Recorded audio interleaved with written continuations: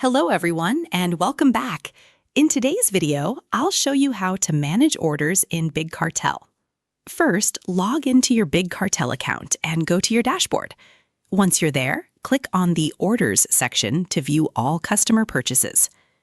Inside the Orders page, you'll see a list of all incoming and completed orders.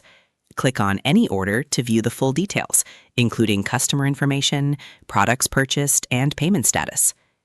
Next, review each order carefully to make sure the payment has been processed successfully before fulfilling it. If everything looks good, prepare the item for shipping. You can then mark the order as fulfilled once it has been shipped. This helps you stay organized and keeps your customers updated on their purchase status.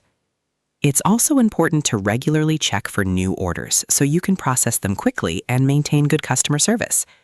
And that's it. You've successfully learned how to manage orders in Big Cartel. If this tutorial helped you, don't forget to like, subscribe, and thanks for watching.